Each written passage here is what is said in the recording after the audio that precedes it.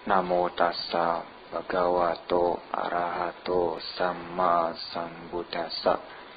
Namo tassa bhagavato arahato samma sambuddhassa. Namo tassa bhagavato arahato samma sambuddhassa. Sababasa akaranang kusala supasampada sacita pariyodapanang etang buddhana sasanan.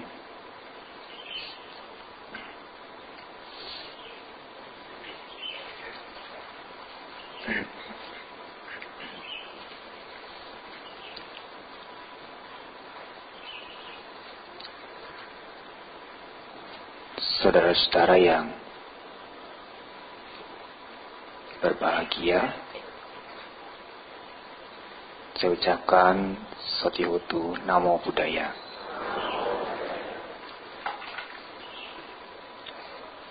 Kesempatan pagi hari ini merupakan kesempatan yang baik untuk kita lakukan. Saudara-saudara sedharma yang berbahagia, tentunya apa yang kita laksanakan pagi hari ini demi pencerahan batin kita.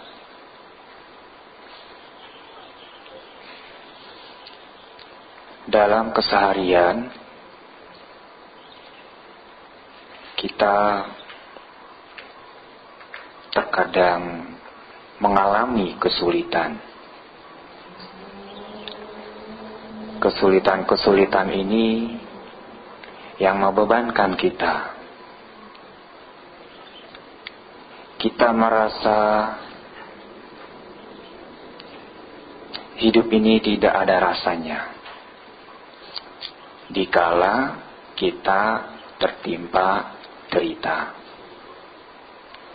permasalahan-permasalahan yang membelit. Sering kita mendengar, sering kita melihat, mungkin di media-media, orang melakukan bunuh diri dikarenakan tidak sanggup menghadapi problem-problemnya sendiri. Nah, saudara-saudara, tentunya hal demikian, apalagi sampai berpikir, bertindak untuk mengakhiri kehidupannya. Hal demikian tidaklah baik. Sangat tidak baik sekali. Sedangkan guru Buddha kita mengatakan, kelahiran ini memang sulit. Kelahiran jadi manusia sangat sulit. Ya, ketika kita sekarang ini menjadi manusia, ditambah lagi mengenal ajaran Buddha, ini luar biasa. Ya, karena kelahiran ini sangat sulit, lahir jadi manusia ini sangat sulit. Maka dari itu, hargailah kehidupan ini. Karena apa? Kehidupan kita yang sekarang karena perbuatan kita yang lampau-lampau. Nah, saudara-saudara, di dalam Dhamma dikatakan ada 4 cara seseorang berpraktek dalam kehidupannya, dalam menghadapi kehidupannya. dalam menjalani kehidupannya. Praktek pertama di sini, Sang Buddha dalam Anguttara Nikaya bersabda bahwa praktek tidak sabar. Ada seseorang, ada orang-orang yang mempraktekkan ketidaksabaran. Tidak sabar atau kurang sabar, ini sering, mungkin kita juga sering terbawa rasa tidak sabar. Ada orang marah, kita balas marah. Ada orang yang suka berdebat, mendebatkan kita membalas berdebat. Ada orang demikian, gampang disulut, terbawa emosi. Orang yang tidak sabar akan melukai dirinya sendiri, membuat dirinya tidak tenang. Mungkin Bapak Ibu saudara-saudara sudah sering mendengar uraian-uraian demikian. Tapi tidak jarang juga kita salah satu mungkin orang yang kurang sabar. Nah, saudara-saudara, itu praktik pertama. Orang tidak sabar. Dimaki-maki, balas maki-maki. Dimarah, balas marah kembali.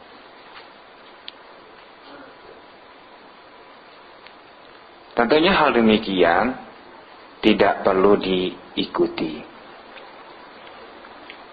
Lalu praktik yang kedua adalah praktek bersabar. Nah, praktik bersabar di sini seperti halnya kita bernafas. Ya, kalau tidak ada nafas, ya kita tidak hidup. Hendaknya demikian. Tanamkanlah sabar di dalam diri kita. Di setiap, di mana saja, tanamkanlah kesabaran itu di dalam diri kita. Tanpa kesabaran, cita-cita, harapan, itu sulit.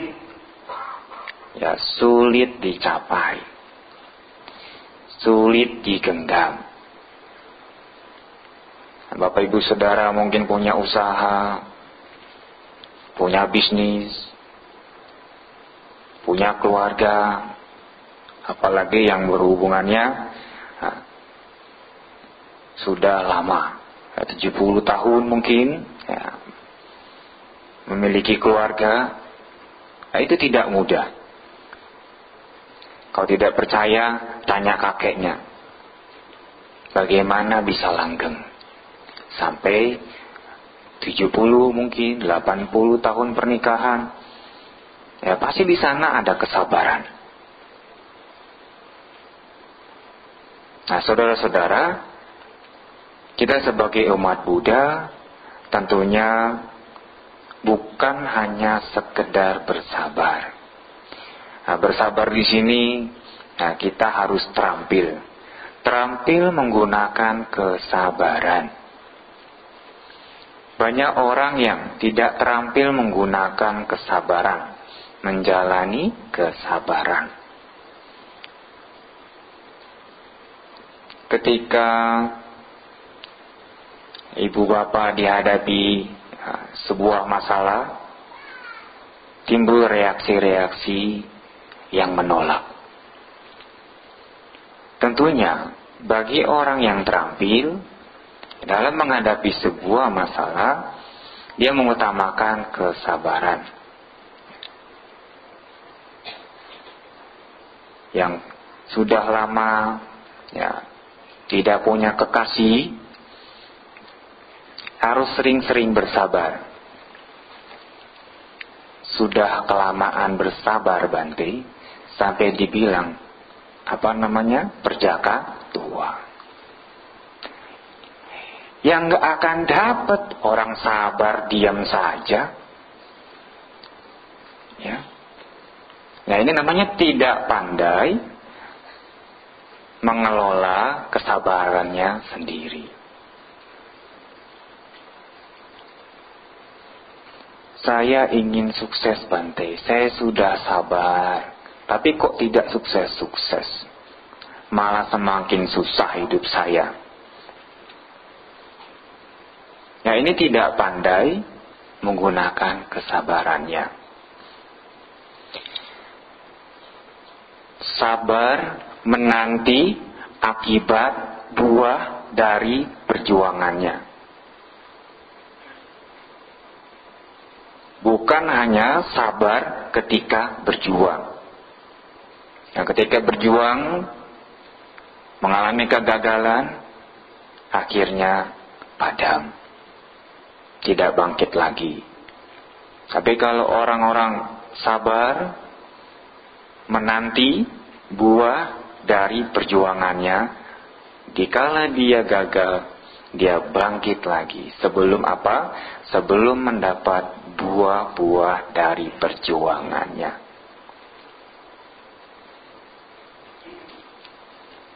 Belum berlayar, takut berlayar.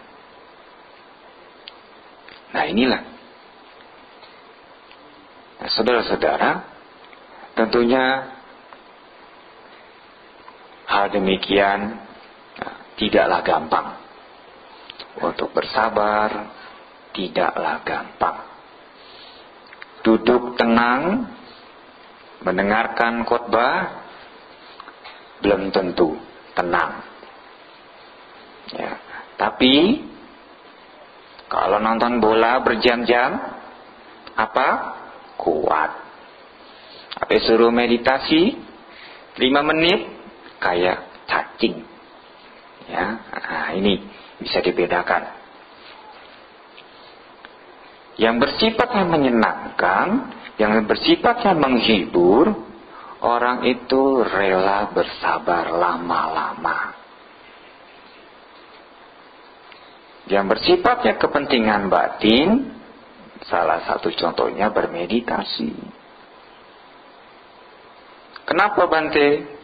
Kok meditasi itu lebih sulit dibandingkan hal yang menyenangkan? Ya, kalau yang menyenangkan tidak berasa. Ya, tapi kalau yang sifatnya batin, ya lebih berasa. Ya. Seperti nonton bola. Lapar tidak berasa. Kalau meditasi, semuanya berasa. Berasa encok, berasa kesemutan, berasa lapar mungkin, berasa ngantuk mungkin. Tapi semua itu adalah ilmu-ilmu yang didapat. Untuk apa?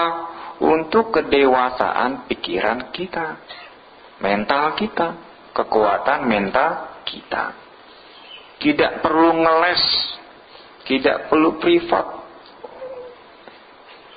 Dengan cukup duduk, melatih kesabaran. Entah mau gaya apa duduknya, miring ke kiri, miring ke kanan, tegak, membungkuk. Itu semua pelajaran. Pelajaran untuk bersabar.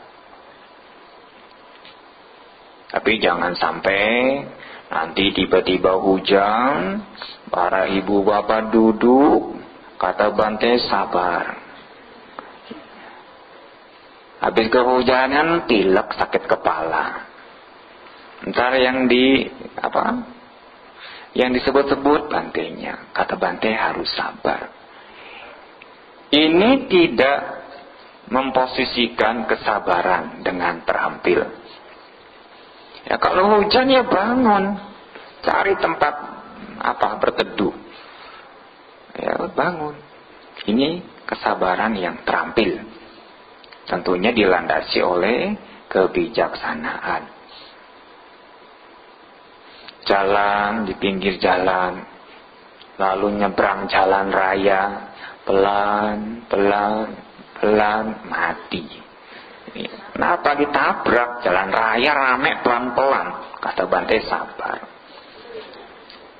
Ya susah, nggak bisa begitu. Toko sepi, sabar, bangkrut.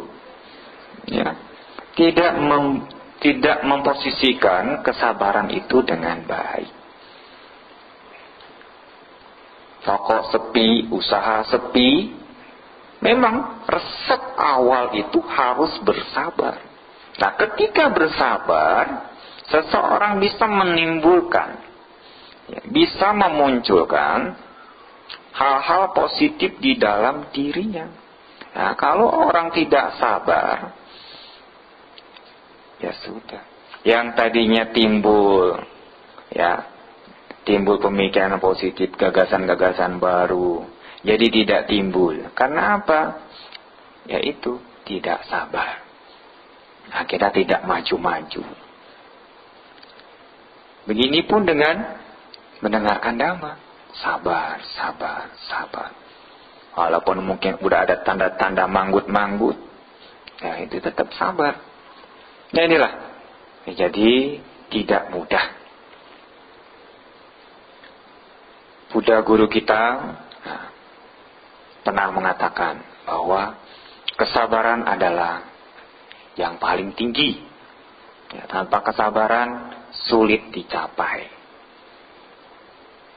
Yang mahasiswa, yang pelajar, yang pekerja, yang berumah tangga, ya mungkin apalagi bikunya, ini harus bersabar. Mengawali segala sesuatunya dengan sabar. Sehingga apa? Kita menjadi tenang. Nah, kalau semuanya gerusak-gerusuk, ya sudah. Nah ini ya, jadi praktik bersabar. Ya, bersabar ini sangat diperlukan.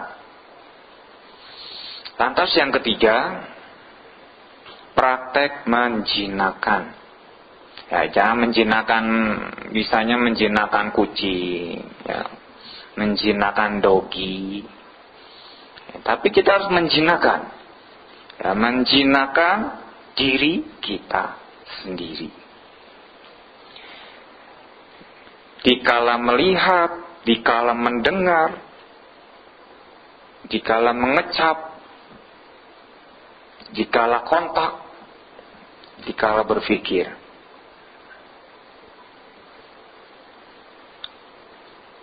Kita harus berusaha menjinakkan. Ketika berada di ruangan ini, di halaman ini, mendengar dhamma, mata dikontrol. Fokus memandang ke depan. Ini namanya mengontrol, menjinakkan, mengendalikan.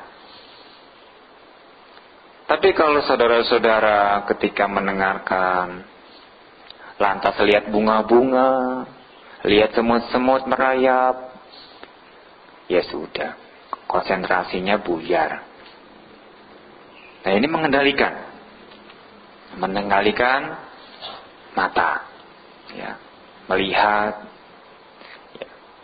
yang tidak menyenangkan ataupun yang menyenangkan. Nah ini dikendalikan semua. Supaya apa? Jinak. Melihat yang tidak enak, reaksi kita biasanya juga ikut-ikutan. Apalagi sekarang banyak pemberitaan, gangster, apa itu ya, kelompok motor, bawa pedang, ya, bawa alat pukul. Nah, ketika kita melihat demikian, pasti kita berpikir kesel, Nah ini, marah, mungkin ikut marah, ya. Tapi kendalikan, jangan sampai terbawa. Ya, jangan sampai terbawa arus-arus demikian. Ya, melihat yang tidak menyenangkan, yaitu harus dikendalikan. Melihat yang menyenangkan, itu pun harus dikendalikan.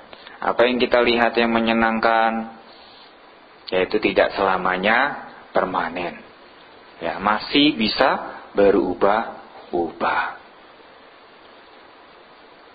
Mengendalikan pikiran kita, ya di saat mengalami kemajuan, sadarilah bahwa ini tidak kekal. Nah, kalau kita terbuai oleh hal-hal duniawi yang bersifat yang menyenangkan, nanti ketika berpisah, nah, ketika tidak bersatu dengan hal yang tidak menyenangkan atau yang menyenangkan, ya kita tetap akan menderita, akan kecewa. Kemarin usaha saya rame, usaha saya maju, nah, sekarang mengalami kemunduran. Nah, karena kita sebelum-sebelumnya terlalu menggenggam, maka kita akan menderita. Nah inilah yang perlu kita renungkan, bahwa mengendalikan indria-indria kita itu amatlah sangat penting. Dimanapun posisinya, ya harus dikendalikan. Dikisahkan di kehidupan Sang Buddha, ada namanya seorang Kisah Gotami. Ditinggal anak tercinta. Ya, berpisah dengan anak yang dicinta, satu-satunya, semata wayang, meninggal dalam usia bayi. Baru bisa sedang berjalan, belum bisa berlari. Tapi anak itu meninggal. Lalu apa yang terjadi? Kisah Gotami stres. Kehilangan yang sehari-harinya disayang. Ya, karena sangat sayang anak. Ya, itu wajar. Ya, jangan bilang ya kata Bante nggak boleh melekat sama anak, ya, biasa-biasa aja. Anak kayak jatuh ke got dibiarin. Nah, ini salah. Ya, kadang-kadang bisa salah mengartikannya. Nah, Kisah Gotami ini sangat sedih, terpukul. Kesana kemari cari obat. Agar apa? Agar anaknya hidup kembali. Lalu ada salah satu orang bijak mengatakan bahwa coba temui guru Buddha. Mungkin guru Buddha bisa menghidupkan anakmu. Ya, kesana kemari sampai orang-orang mengatakan orang ini sudah gila. Mana ada mayat bisa hidup kembali. Ya. Lalu menemui Buddha Guru Gautama. Lalu Buddha menganjurkan bahwa Kisah Gotami ini disuruh cari lada. Segenggam biji lada dicari. Nanti kalau kamu dapat, anakmu bisa hidup. Tapi dengan syarat bahwa di rumah itu tidak pernah mengalami kematian. Wah, semangat di Kisah Gotami. Saya kalau dapat lada, ya ke rumah orang-orang yang tidak pernah mengalami kematian. Nah, semangat. Ya, tidak sedih lagi, semangat. Karena apa? Ya tujuannya tadi ingin menghidupkan anaknya. Kesana kemari, akhirnya dia lelah.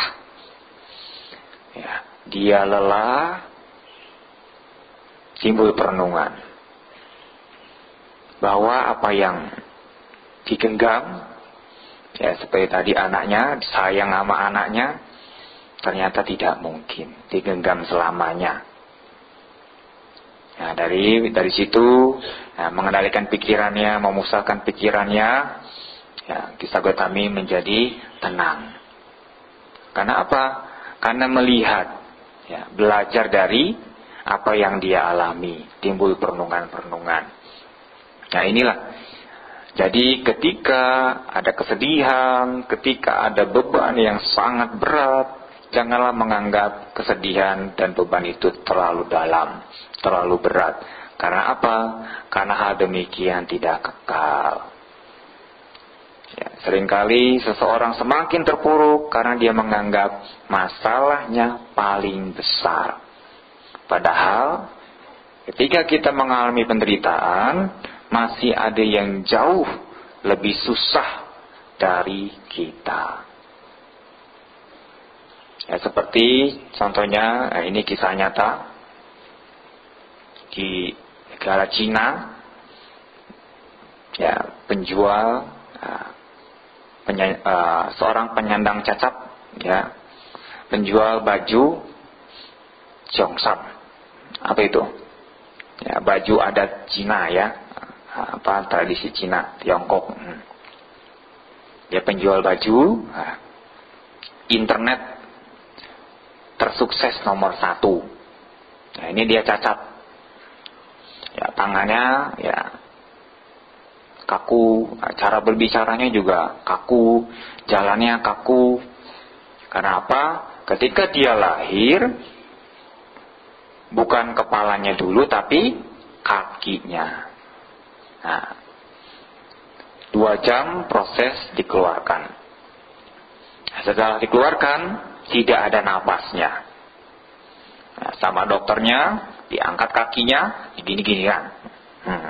Diangkat kaki, gini-gini. Selama kurang lebih 10 jam. Ya, gini. Mungkin capek, diletakkan dulu, ini lagi, gitu ya. Capek, letakkan lagi, gini lagi, ya.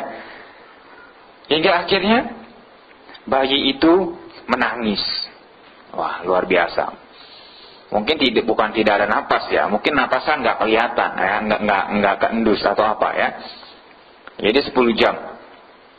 Nah, dari situ, dia mengalami kelainan fisik, ya, kaku. Nah, tapi dia bisa berbicara tapi terbata-bata. Ya, terbata-bata, ya cukup jelas juga. Ya, ketika jalan, ketika dia memegang apa, dia kesulitan. Nah, dari kecil dia sudah dihina-hina. Dari kecil dia sudah diremehkan, kamu cacat, dan lain sebagainya. Tapi dia apa? Dia tetap sabar. Dia belajar. Suatu ketika dia melewati parit, ya biasanya teman-temannya gendong, ya dia tidak mau. Dia harus turun ke parit, naik lagi sambil merangkak-rangkak. Karena apa? Dia berpikir, saya tidak akan mau menyusahkan orang lain selagi saya bisa. Nah ini. Terus berjalannya waktu, nah, nilainya bagus, dia masuk sekolah, SMA. Sudah bayar asrama, sudah bayar uang sekolah. Ternyata apa yang terjadi? Kepala sekolahnya marah-marah. Kamu orang cacat, tidak pantas kamu berada di sekolah ini. Walaupun nilaimu bagus, belum tentu orang lain mau. Ya. Betapa sakitnya hati dia. Ya, tapi dia hanya diam saja. Sakit memang. Ya, udah keadaan berkurang, keadaan yang tidak baik fisiknya, tapi dihina-hina. Luar biasa. Lalu ayahnya datang, memohon sampai bersujud 2 jam lamanya. Agar apa? Agar anaknya tetap sekolah. Tapi sang anak ini hanya terdiam lagi dan berteriak-teriak di dalam hatinya. Tidak adil, tidak adil, tidak adil. Mungkin pernah Bapak Ibu Saudara ketika lagi bebannya berat, pasti bilangnya begitu. Tidak adil, tidak adil. Tidak adil. Kenapa? Kenapa? Kenapa? Kenapa seperti ini? Lalu ayahnya berkata, kamu masih mau belajar? Mau. Lalu ayahnya bilang, kita pulang. Karena apa? Ayah mengatakan, tidak ada gunanya menyalahkan siapapun. Semuanya apa? Semuanya bergantung pada dirimu sendiri. Nah, dari situ, ya, yang saya ceritakan ini namanya Cui Wanji. Ya, Cui Wanji. Nah, Wanji, mari kita pulang. Ya, dari situ si Wanji ini semangat bahwa dia selalu mengingat kata-kata ayahnya. Tidak ada yang perlu disalahkan. Semua bergantung diri sendiri. Nah, ini. Ya, jadi terus sampai lulus kuliah, sampai dia dagang kelontong. Ya, lulus kuliah pun walaupun nilainya bagus, tidak banyak orang yang mau menerimanya kerja. Ya, jadi kerja pun dia tidak bisa. Ya, tidak bisa. Lantas apa? Dia buka kelontong. Ya, kelontongnya dia acak-acak orang. Rugi. Buka toko bukunya kebakaran. Ya, toko bukunya kebakaran, dia bangun lagi. Lalu apa? Mengalami kerugian. Terus bangkit lagi sampai dia berpikir, ya, dia mau usaha online. Ya, usaha online ya tadi baju Cheongsam. Ya. Ini ya yang perlu kita renungin, bahwa ketika kita susah, kita menderita, masih ada yang jauh lebih menderita dari kita. Dan jangan sekali-sekali menyalahkan siapapun. Maka dari itu, bangkitlah dengan usaha sendiri, perjuangan diri sendiri untuk mengejar apa yang kita mau dengan menyertakan kesabaran. Lalu praktik yang keempat adalah menenangkan. Menenangkan semua bentukan-bentukan yang tidak menyenangkan melalui pikiran, kita tenangkan. Bagaimana cara menenangkannya? Tidak lain tidak bukan adalah menjalankan meditasi. Mau tidur meditasi, bangun tidur meditasi, tidak perlu lama. Mau tidur mungkin meditasi 10 menit, bangun tidur 10 menit. Nah, ini mau tidur beneran. Ya, tidak ingat meditasi. Bangun tidur ingatnya sarapan, meditasinya lewat. Ya, ini bagaimana mau mentalnya kuat? Bagaimana mau mentalnya sehat? Ya, tadi apalagi di awal dibilang, ya, ketika nonton bola kuat. Ya, tidak usah disuruh cari jadwal sendiri ya di internet. Oh, ini bola ini jam berapa, hari apa, tanggal berapa. Anda ada yang cari di internet meditasi jam berapa ya, tanggal berapa ya, programnya di mana ya. Tidak ada. Atau ada juga cari film-film bagus di bioskop sampai lihat di Google-nya. Ya, film apa yang bagus ya, jam berapa ya, berapa duit ya harganya. Nah, dikejar-kejar. Ya, nonton bioskop paling tidak 2 jam ya, duduk manis, tawa-tawa, makan cemilan, popcorn ya. Nah, kuat ya, gitu. Tapi meditasinya lewat ya. Ketika ada masalah nangis, sedih. Bante, usaha saya mampet. Bante, jodoh saya mampet. Bante, rezeki saya seret.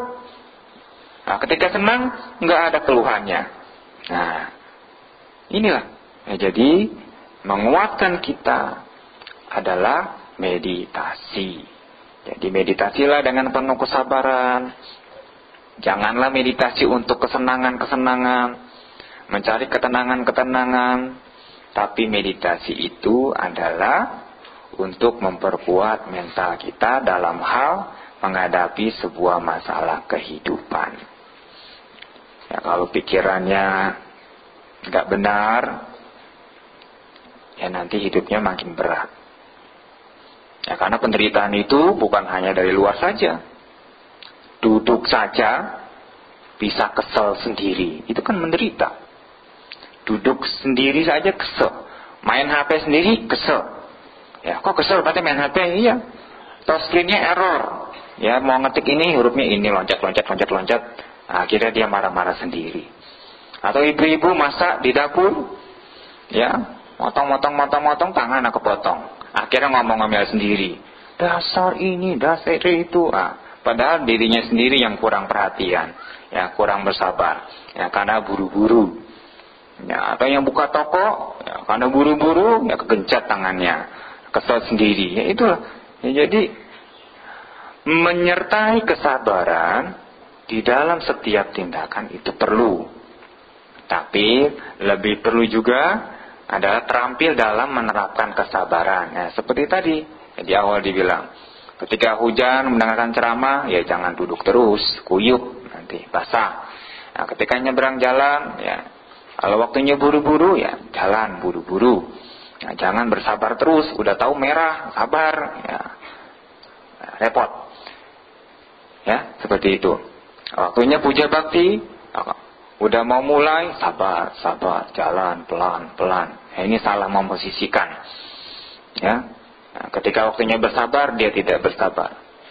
Nah ini, ya jadi 4 praktek ini mana yang perlu kita lakukan? Ya, tentunya dari nomor 2, 3, dan 4. Ya, nomor 1, buang jauh-jauh. Ya, buang jauh-jauh. Nah, karena sekali lagi tidak ada yang bisa menolong kita dalam hal menghadapi sebuah masalah-masalah. Yang bisa membantu kita adalah kita sendiri. Ya, dunia ini sebagai cerminan. Ya, cerminan. Apa yang di dalam hati kita seperti apa? Ya, dunia itulah yang seperti kita mau. Jadi apapun yang kita lakukan, kita berpikir jahat, ya menderita. Walaupun dalam keadaan susah, kita berpikir baik, ya kita akan bahagia. Ya, tapi kalau kita tidak bisa begitu, ya nanti menderita. Ya itu saja yang bisa disampaikan. Ya, semoga tentang 4 praktek ini bisa direnungi. Ya, tentunya praktek pertama, ya, dibuang jauh-jauh. Ya, praktek sabar. Ya, praktek mengendalikan dirinya. Ya, praktek menenangkan dirinya. Ya, ini sangatlah perlu di dalam kehidupan kita. Terima kasih perhatiannya. Sabesata Bawantu Sukitata.